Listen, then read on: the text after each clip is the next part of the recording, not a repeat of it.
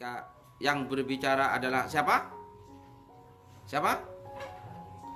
Anggota badannya langsung Alvin menang, langsung pucat. Tenan iki. Nah, gitu. Gitu. Nggak bisa bantah lagi. Kenapa mulut mau membantah sudah terkunci? Jadi begini Alvin sampai apa? Pipinya sampai kembung mau bicara tapi tidak bisa. Karena mulut sudah dikunci, maunya membantah tapi nggak bisa. Nah, itu loh.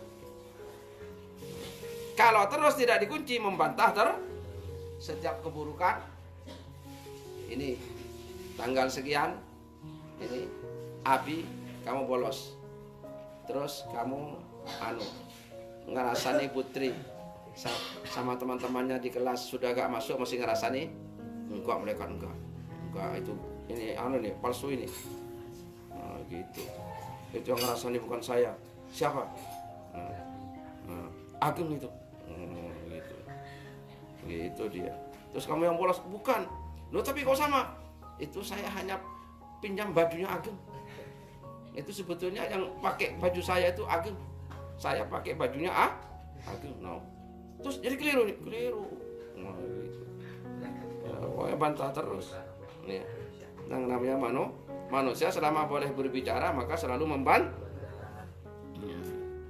Dulu pernah ada ya orang mau ngapusi saya di sini ya. Dulu berapa tahun yang lalu ya. Saya masih di situ. Ada orang mau ngapusi. Ya. Nah, mau ngapusi tak apusi. Akhirnya dia datang ke sini pakai mobil mewah. Ya, hati-hati meskipun orang penampilannya hebat belum tentu itu orang baik. Terkadang itu penipu. Oh ya, saya masih di situ. Nah, pakai mobil mewah datang ke sini, pakai pakaian bagus. Wah, seperti pejabat tinggi pakai sepatu, ada ajudannya. Terus kata-katanya baik. Assalamualaikum ya, ada apa-apa. Bicara baik seperti pejabat sungguhan. Terus dia bilang kalau pondok dapat bantuan. Nah, itu ya. Kok Bapak tidak datang kemarin? Apa? Ini pondoknya kan dapat bantuan. Dari mana Pak? Dari pemerintah ini. Masa Pak? Iya. Terus dia, oh jadi Bapak belum tahu? Gak tahu saya. Nah, kalau begitu Pak, besok saya saya antarkan suratnya. Bilang gitu. Jadi pondok ini dapat bantuan Pak. Ini, sudah. Besok saya antarkan suratnya. Nanti Bapak ke sana. Bilang gitu. Oke. Ternyata besok datang. Dikasih suratnya ke saya. Satu bendel itu sudah tak baca, saya sudah pulang. Terus janjian besok Pak hari apa gitu Bapak datang ke kantor gubernur, besok akan ada penjelasan gini. Nah sebelum datang dia nelpon, gak jadi Pak penjelasannya, gak usah penjelasan, besok bantuan langsung akan turun. Nah, saya dikira orang bodoh sama dia.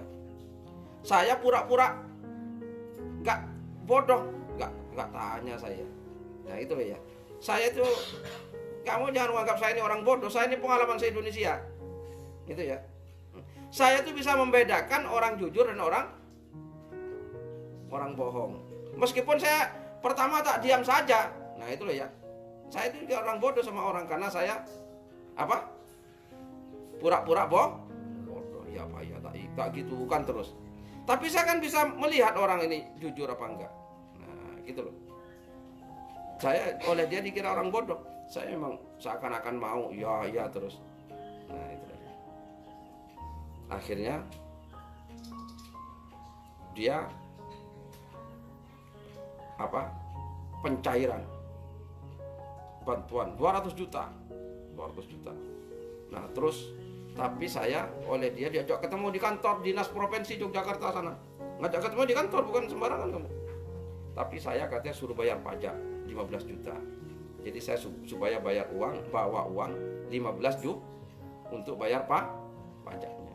Iya Pak, beres Pak, beres. Nah, gitu. Nah, saya bisa membedakan orang bohong dan tidak. Gitu ya. Saya sebenarnya kan tahu kalau kamu itu enggak atau enggak, cuma saya kan hanya pura-pura enggak tahu. Nah itu ya.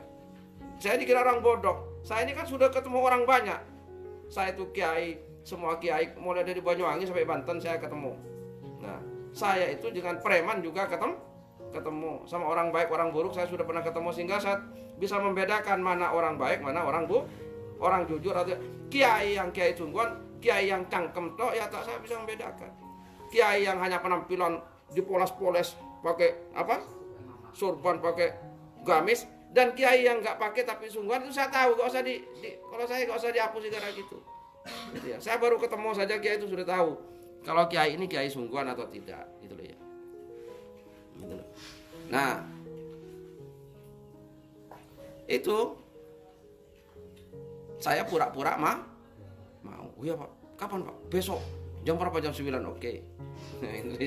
Nah, terus saya ngajak polisi dari sini. Pak, ikut saya. Ada apa? Kita nangkap penipu Pak. Gitu. Nah, masa Pak? Iya yuk. Nah, saya tuh bawa amplop yang tebal, saya isi kertas. Kan dia minta 15 juta. Nah, nanti Pak ya, kalau saya sudah ngasih uang 15 juta, sampean gak usah jauh-jauh, langsung ditangkap orangnya. Terus polisi sini, sungguhan Pak, iya, ini penipu Pak. Terus saya kasih suratnya itu. Nah polisinya itu bilang gini, Pak, ini sungguhan, bukan penipuan Pak. Sampai ini akan dapat bantuan 200 juta. Kan eman-eman kok malah mau ditangkap. Nah polisi kretek itu. Saya bilang, sampean berapa tahun jadi polisi? Katanya sampean intel. Terus, nah kok sampean nggak bisa membedakan antara penipu dan tidak? Lu dari mana Pak? Ya lihat surat itu, kata saya. Gak ada Pak. Kok uang 200 juta diantarkan ke rumah orang dengan begitu mudah itu? Gak ada, ini mesti ada maunya. Saya bilang gitu. Mana ada di dunia itu ada uang 200 juta ditawar-tawarkan ke rumah ya apa enggak? Jadi kalau kamu datangnya orang seperti itu orang ngapusi. Paham? Kok 200 juta kok? Ya apa enggak? Paham enggak? Besok kalau kamu datang ke rumahnya kamu mau pakai apa? Segala macam, datang, assalamualaikum wahai siapa? Ageng. Oh yo, Mas Ageng yang ganteng. Mas Ageng tahu nggak kalau di rumah sampean ini banyak emasnya? Nah itu loh ya. Nggak tahu Pak. Wah, ini di situ Mas Ageng. Itu emas itu. Saya bisa melihat Mas Ageng. Oh iya. Iya. Ini rumah sampean ini penuh emas. Nah itu. Ini. Terus Mas Ageng tanya, bisa diambil Pak? Oh bisa, saya mau ngambil. Nah itu. Tapi Mas Ageng terus apa? Bicara. Nggak langsung orang itu mesti diatur pembicaraan. Ya apa enggak? Tapi ada mas kawinnya Mas Ageng. Mas kawinnya berapa Pak? Ya kok sebanyak-banyak Mas Ageng, 10 juta saja. Nah digitukan. Nah Mas Ageng sudah dibilangin kalau emasnya satu peti ini besok tak ambilkan. Nah, jangan percaya. Paham? Kalau memang di halaman kamu ada emas 1 peti, dia gak akan ngomong sama kamu, Geng. Dia mesti datang jam 2 malam, kamu tidur, dia gali sendiri. Ngapain ada emas 1 peti kok mau bilang-bilang sama orang? Paham?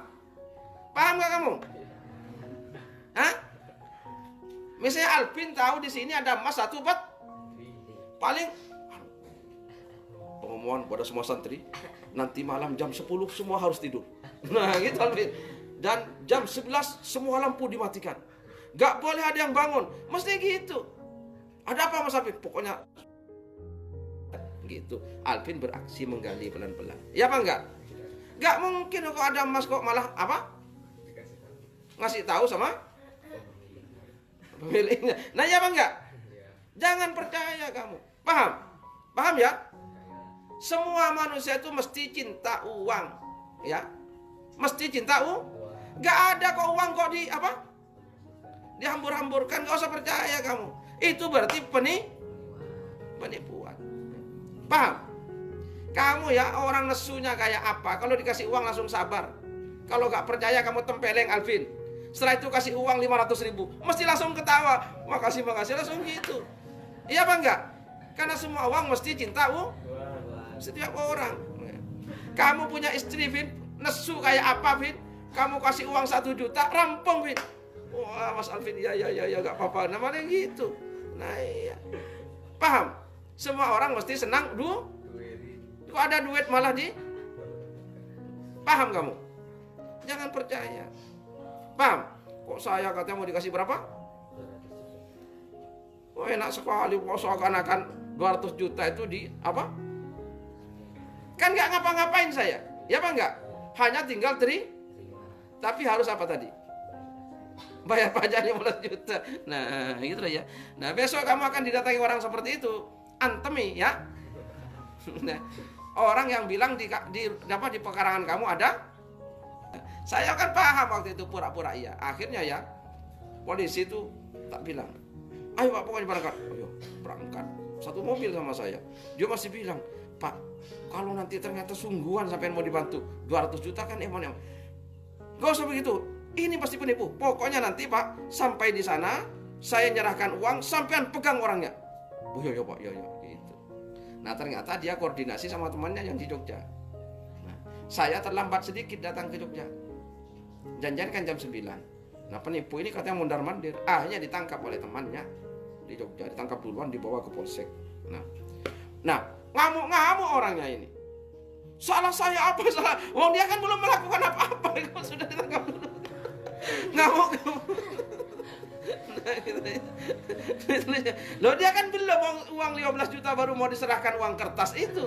Di sini ngamuk-ngamuk tapi karena polisi dibawa kantor polisi. Sampai akhirnya polisi segera ke sini, woy. Pokoknya di kantor polisi itu tetap orangnya ini tidak kesalahan saya apa? Gitu. Orangnya itu ganteng, pakai mobil mewah itu. Nah, tapi alhamdulillah begitu saya datang, orangnya itu langsung nunduk dan langsung mengaku. Nah, ini karomah dari Allah Ta'ala ini. Jadi orang itu kalau masih boleh bicara mesti tidak akan ngaku. Tadi debat sama polisi dia. Tapi karena memang betul dia belum uangnya baru saya kantongi uang plus, uang apa? Uang kertas kasih, malah ditangkap duluan sama polisi. Gitu ya. Dan ternyata betul bahwa dia itu memang mau akhirnya mengaku, ya Pak maaf Pak saya karena kepepet Pak. Iya tapi jangan seperti itu. Saya bilang gitu. Pak ini tanya oleh polisi, sudah berapa korbannya? Wah ngaku semua, ternyata dia korbannya sudah banyak. Akhirnya dia dimasukkan penjara, mobil yang mewah itu disita oleh polisi. Nah gitu loh ya. Apa? Ini saya cerita itu tadi, manusia itu kalau mulutnya masih boleh bisa berbicara, maka gak akan Contohnya tadi itu, polisi hampir kalah debat sama dia karena gak ada bukti. Akhirnya setelah ngaku dia ternyata banyak korbannya.